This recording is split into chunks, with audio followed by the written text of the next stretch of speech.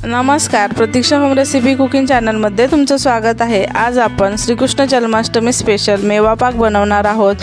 हा आपण गुळाच्या पाकामध्ये बनवणार आहोत। गुळाच्या पाकामध्ये मेवा पाक कसा बनवायचा त्यासाठी मी खूप सारे टिप्स अँड ट्रिक्स शेअर केलेले आहेत, त्यामुळे व्हिडिओ हा शेवटपर्यंत नक्की बघा। हा मेवा पाक श्रीकृष्णाच्या नैवेद्यासाठी बनवला जातो। हा मेवा पाक बघू शकता किती छान बनवून तयार झालेला आहे। अगदी तोंडात टाकताच विरघळणारा खुसखुशीत असा मेवा पाक कसा बनवायचा ते आज आपण या व्हिडिओमध्ये बघणार आहोत। तुम्हाला इथे मी तोडून दाखवते किती छान हा मेवा पाक बनवून झालेला आहे। तुम्ही याला मेवा पाक किंवा मेवा बर्फी असेही म्हणू शकता। चला तर आपण या रेसिपीला सुरुवात करूया। आता सर्वात प्रथम आपण साहित्य बघणार आहोत। इथे मी 1/3 कप काजू घेतलेले आहेत, 1/3 कप बदाम घेतलेले आहेत, 2 कप खिसलेलं खोबरं घेतलेलं आहे, 1 कप गूळ घेतलेला आहे, 1 कप खारीक पावडर घेतलेले आहे। इथे मी 1/4 कप मनुके घेतलेले आहेत आणि इथं मी 1 टेबलस्पून इथं मी डिंक घेतलेला आहे आणि इथं मी 1 चमचा खसखस घेतलेले आहे। आता इथं काजू बदाम ड्रायफ्रूट तुम्ही तुमच्या आवडीनुसार घेऊ शकता। तुम्ही इथं खारीक पावडरऐवजी खारीकही घेऊ शकता। ड्रायफ्रूटचं प्रमाण हे पूर्ण तुमच्यावर आहे, तुम्ही आवडीनुसार घेऊ शकता। इथं मी कढई घेतलेली आहे। आता या कढईमध्ये इथं मी 2 कप खोबरं घेतलं होतं ते घेतलेलं आहे। आता हे खोबरं आपल्याला छान असं सोनेरी रंगावरती भाजून घ्यायचं आहे। तुम्ही बघू शकता खोबऱ्याला छान सोनेरी रंग आलेला आहे। या पद्धतीने आपल्याला हे खोबरं असं भाजून घ्यायचं आहे। आता हे खोबरं मी एका ताटामध्ये काढून घेते। आता त्याच कढईमध्ये इथं मी अर्धा चमचा तूप घातलेलं आहे। तूप वितळलं की आता आपल्याला यामध्ये खारीक पावडर भाजून घ्यायची आहे। खारीक पावडरऐवजी तुम्ही खारीक घेऊन मिक्सरला फिरवून घेऊ शकता। आता ही खारीक पावडर आपल्याला इथं छान अशी भाजून घ्यायची आहे। तुम्ही बघू शकता खारीक पावडर छान अशी भाजली गेलेली आहे। खारीक पावडर भाजली की त्याचा छान असा खमंग वास येतो, त्यावरून ओळखायचं खारीक पावडर आपली छान अशी भाजलेली आहे। आता मी ज्या ताटामध्ये खोबरं काढून घेतले आहे त्या ताटामध्ये खारीक पावडर काढून घेते। आता त्याच कढईमध्ये इथं आपल्याला एक अर्धा चमचा मी इथं तूप घातलेलं आहे। आता यामध्ये आपल्याला हे ड्रायफ्रूट छान असे भाजून घ्यायचे आहे। छान असे गोल्डन कलरवरती हे ड्रायफ्रूट आपल्याला भाजून घ्यायचे आहेत। ड्रायफ्रूटचं प्रमाण तुम्ही तुमच्या आवडीनुसार घेऊ शकता। तुम्हाला कोणते ड्रायफ्रूट आवडतात त्यानुसार त्याचे प्रमाण कमी जास्त करू शकता।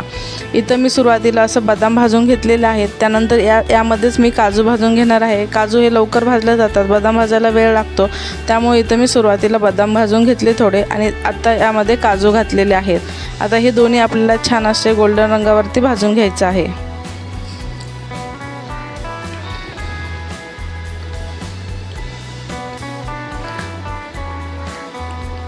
काजू आणि बदाम छान असे भाजून झालेले आहेत। मी इथे याला एका वाटीमध्ये असं काढून घेतलेलं आहे। तर याच कढईमध्ये इथं मी परत अर्धा चमचा तूप घातलेलं आहे। आता तूप तुम्ही कोणतेही तूप घेऊ शकता, घरगुती तूप घेऊ शकता किंवा रेडीमेड कोणतेही तूप घेऊ शकता। तुम्ही जे तूप वापरता ते तूप तुम्ही घ्यायचं आहे। आता अर्धा चमचा मी इथं तूप घातलेलं आहे। आता यामध्ये मी मनुके घातलेले आहेत। तुपामध्ये मनुके छान असे फ्राय करून घ्यायचे आहेत। आता हे मनुके मी एका वाटीत काढून घेतलेले आहेत। आता याच कढईमध्ये परत मी अर्धा चमचा तूप घातलेला आहे। आता यामध्ये छान असं डिंक फुलेपर्यंत आपल्याला छान असं भाजून घ्यायचं आहे। डिंक छान फुलला पाहिजे, नाहीतर आतमध्ये कच्चा राहिला तर मग पूर्ण कचकच लागेल, त्यामुळे डिंक छान असं फुलेपर्यंत भाजून घ्यायचं आहे। डिंक छान फुललेला आहे। ज्या वाटीमध्ये मी मनुके काढले त्याच वाटीमध्ये हा डिंक मी काढून घेतलेला आहे।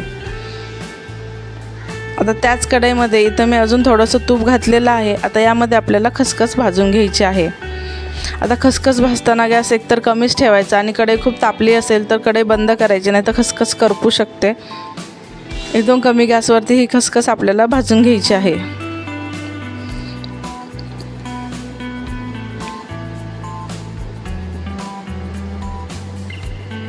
तर खसखसही भाजून झालेली आहे। ज्या वाटीमध्ये मनुके आणि डिंक काढलेला आहे त्यामध्येच इथं मी ही खसखस काढून घेतलेली आहे। तुम्ही बघू शकता सगळं भाजलेलं साहित्य मी असं एका ताटात घेतलेलं आहे। आता आपल्याला हे ड्रायफ्रूट जे काजू आणि बदाम आणि डिंक आहे हे मिक्सरला मी फिरवून घेणार आहे आणि खोबरं भाजलेलं खोबरं आणि खारीक पावडर घेतलेली आहे ते मी मिक्सरला फिरवणार नाही। खोबरं मी हातानेच असं कुस्करून घेणार आहे। छान क्रिस्पी खोबरं भाजल्यामुळे त्याला मिक्सरला फिरवायची गरज लागत नाही। आता इथं मी मिक्सरचं भांडं घेतलेलं आहे, त्यामध्ये हे भाजलेले मनुके, डिंक आणि काजू बदाम हे मिक्सरला हे सगळं मी फिरवून घेणार आहे। जास्त आपल्याला बारीक फिरवायचं नाही, या पद्धतीने असं थोडंसं जाडसरच फिरवून घ्यायचं आहे। आता या पद्धतीने इथं मी खोबरं असं हातानेच असं क्रश करून घेणार आहे। छान असं क्रिस्पी हे खोबरं भाजल्यामुळे असं क्रश केलं की लगेच बारीक होतं।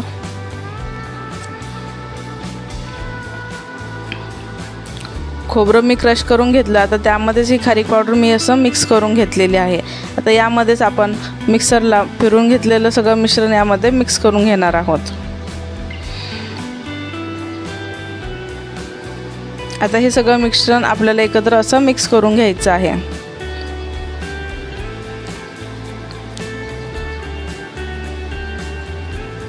मिश्रण सगळं एकत्र मिक्स करून घेतलं। आता मी सुरुवातीला 1 कप गूळ घेतला होता, पण आता हे पूर्णपणे गूळ आपल्याला आता किती लागणार हे बघण्यासाठी हे मिश्रण मी एका कपाच्या साहाय्याने मोजून घेते। तुम्ही बघू शकता इथं हे मिश्रण आपण मोजून घेतलं म्हणजे गूळ किती घालायचा हे पूर्ण अंदाज येईल। आता इथं मी 2 कप मिश्रण घेतलेलं आहे।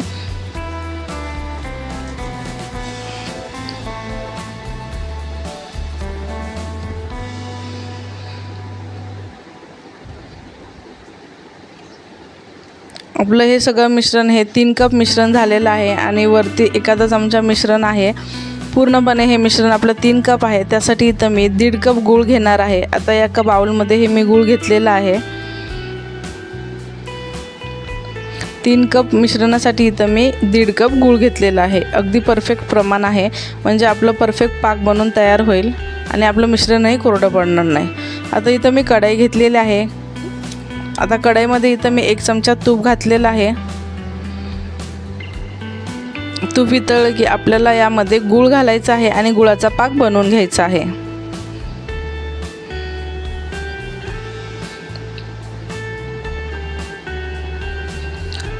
आता हा गूळ आपल्याला मिक्स करून आपल्याला याचा पाक बनवून घ्यायचा आहे।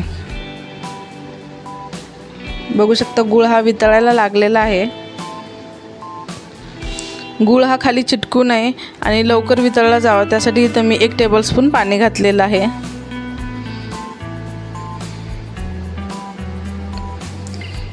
आता आपल्याला हा गुळाचा पाक करून घ्यायचा आहे। आपल्याला हा गुळाचा पाक जास्त वेळ शिजवायचा नाही, 1 तारी 2 तारी काही करायचं नाही। गूळ पूर्णपणे वितळला, छान त्याला एक अशी उकळी आली की आपल्याला हे सगळं मिश्रण त्यामध्ये मिक्स करायचं आहे। आणि आता गुळाच्या ऐवजी तुम्ही साखरेचा जर पाक केला तर तुम्ही इथं 1 तारी साखरेचा पाक बनवायचा आहे। गुळाऐवजी तुम्ही साखरेचाही पाक करू शकता। साखरेचा जर पाक केला तर 1 तारी चाचणी बनवायची आहे। गुळाचा पाक तयार झालेला आहे। यामध्ये हे मिश्रण मी असं मिक्स करून घेतलेलं आहे। बघू शकता या पद्धतीने हे मिश्रण या पाकामध्ये असं मिक्स करून घ्यायचं आहे।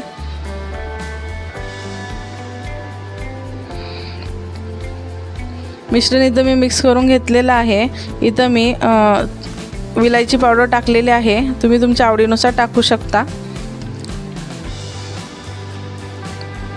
विलायची पावडर टाकलेली आहे आणि थोडंसं जायफळ किसून घातलेलं आहे। तुम्हाला आवडत असेल तर तुम्ही घालू शकता, नाही घातलं तरी चालेल।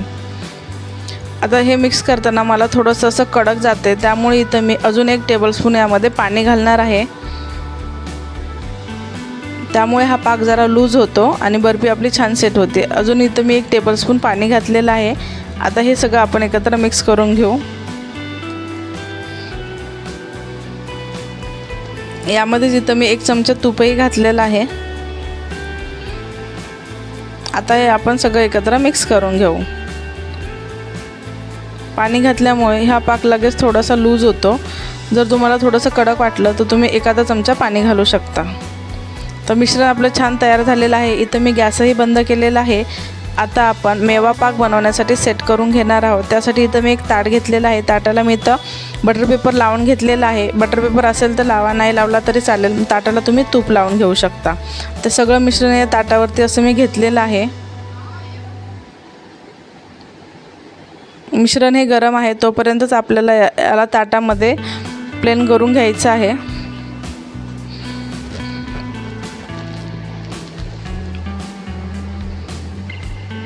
अगदी सोपी रेसिपी आहे। झटपट हा मेवा पाक बनवून तयार होतो। तुम्ही तुमच्या आवडीनुसार कोणतेही याच्यात ड्रायफ्रूट घालू शकता।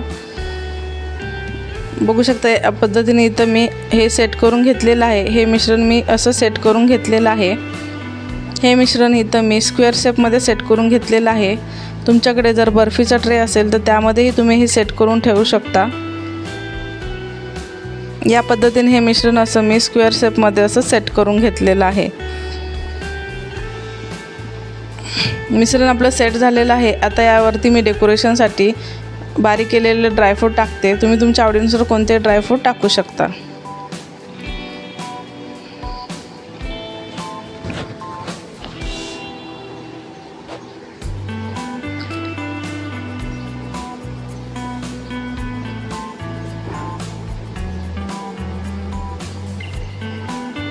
हा मेवा पाक खूप छान टेस्टी बनून तयार होतो। खूप एनर्जेटिक हा मेवा पाक आहे।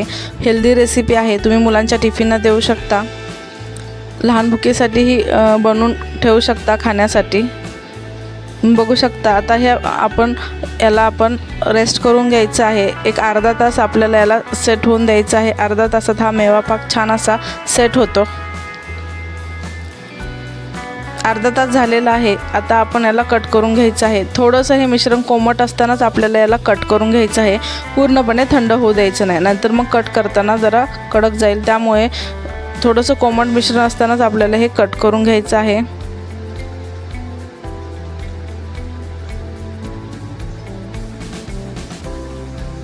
बघू शकता या पद्धतीने हे मी असं कट करून घेतलेलं आहे।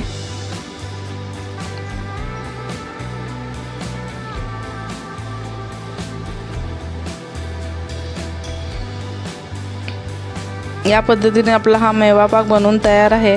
खूप छान हा मेवा पाक बनवून तयार होतो। श्रीकृष्णांच्या नैवेद्यासाठी हा मेवा पाक बनवला जातो। तुम्ही याला मेवा पाक किंवा मेवा बर्फी असेही म्हणू शकता। आपला हा छान असा मेवा पाक बनवून तयार आहे। व्हिडिओ कसा वाटला? व्हिडिओला लाईक करा, शेअर करा आणि सबस्क्राईब करा। रेसिपी आवडली असेल तर कमेंट बॉक्समध्ये नक्की सांगा। चला तर भेटूया आपण अशाच आणखीन एका व्हिडिओसोबत। तोपर्यंत स्वस्थ राहा, मस्त राहा। पहिल्यांदा माझ्या चॅनलला व्हिजिट करत असेल तर सबस्क्राईब नक्की करा। अशाच नवनवीन व्हिडिओचे नोटिफिकेशन तुम्हाला पहिल्यांदा मिळतील।